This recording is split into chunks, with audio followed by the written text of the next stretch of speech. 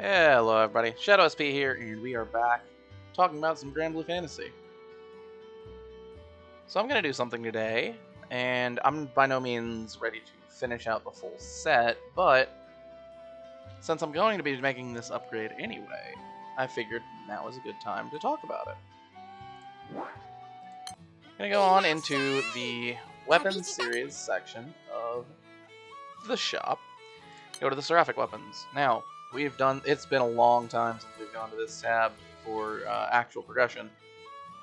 You know, the SSR versions of these weapons are pretty good. You know, 20% Seraphic Amp plus Small Majesty that's unboosted is like, yeah, it's about what you'd expect. But they can be improved. And that's what I'm going to be looking at here today. Now, Light and Dark look like this.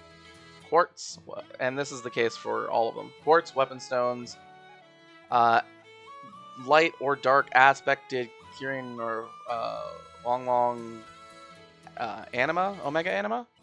Now we can't do these raids, so the only way I can get them is from treasure trade. So I've been spending pendants on these when they've been available for a little while now. 10 of them makes one Omega Anima, and you know, it's a thing. So looking at that, you can see light is the same thing. Just we've got light quartz, harpstones, and we've got fire and wind instead of water and earth for halos. And when it comes to the tetra elements, it's all the same. Just 500. It's just instead of the two different kinds of halos, it's being 8 and 8. It's just 16 of one element. Now these the biggest two blockers to this, by the way, are for this account are the anima and the Damascus crystals. These are farmable, but they're really annoying to farm because it's like a 10% drop on Ultimate Bahamut high level. But it's farmable, so I've been doing it. Alright, so we're gonna go ahead and upgrade the Scythe of Belial to the Scythe of Dark Herald. And then we'll talk about the differences. So you can see it's upgrading Debauchery Sway 2 to Debauchery Sway 3. Alright, it's gonna give us this.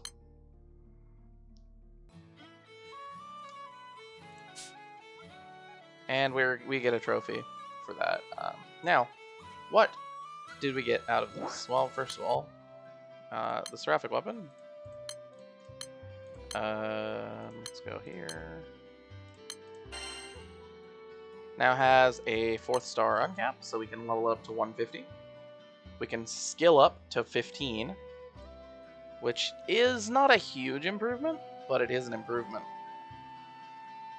But the real improvement comes with the Debauchery Sway skill, going from 2 to 3. Now, when we went from 1 to 2, we went from 10% to 20%.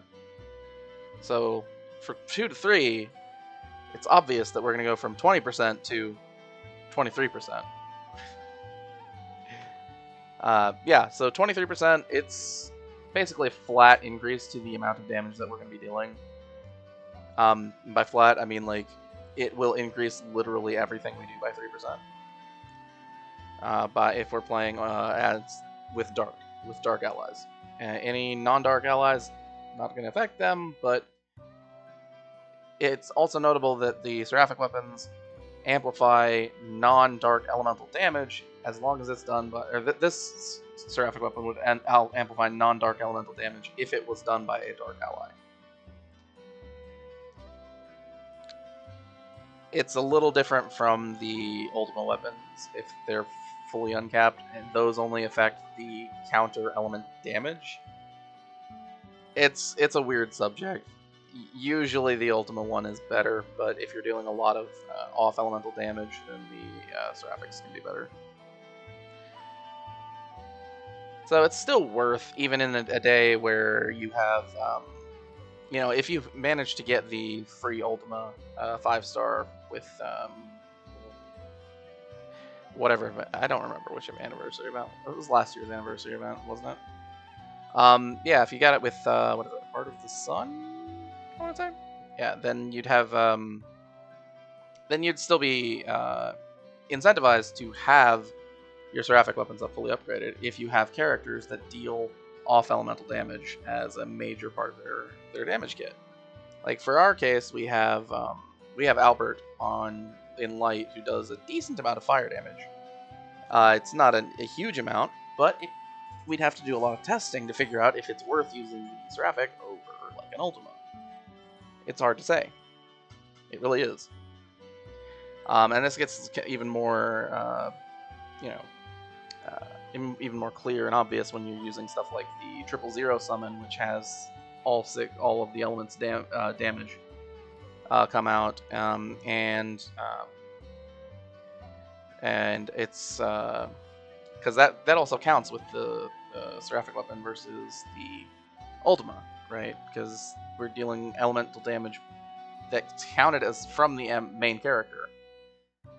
So you might want to have your Seraphic Weapon for that. And, stuff like the grand character Cosmos, who does all 6 elements in one skill move. It affects that. So it's not a fully clear-cut case as to which one is better. Alright, so we also get an upgrade to our charge attack. Every one of these Seraphic Weapons has the same charge attack, just with a different coat of paint. In this case, we have Dark Attack up, and now Light Damage Reduction has been added to the charge attack, which is not bad. It's not amazing, but it's not bad. This is not a damage cut, by the way. It's like a defense that takes place. It's applied after the damage that you would receive is calculated. So it doesn't add with your damage cuts. Alright, so what else is there to gain from Seraphic Weapons? Well, at this point for our account, not much. But later, when we do all of these, we get a main character skin. That's pretty cool. And it's free. Eventually, when we do unlock that skin, I'll probably hop on here and show it off, because that's a thing that we do. And it would be a nice little capstone for the Seraphic Weapons. So plans-wise, what we're wanting to do on our Seraphics now, I'm not 100% clear as to which ones I'm prioritizing, except I really would like to do the water one for reasons that will become clear later. Now that means we're going to have to do a lot of 4 Primarchs, but I'm hosting it daily to try to hopefully avoid needing to do too much focused Halo farming, because that's really boring. Alright, other than that, probably go with the Light Harp. It'd be nice to get this done for reasons, again. Mostly those are the 2 elements that we haven't finished the Malice Menace raids yet. So it'd be nice to get those out of the way. Alright, well, this was a nice short and sweet one. I don't really have anything else to say, so yeah. It's been Shadow SP. Thanks for watching. Signing out.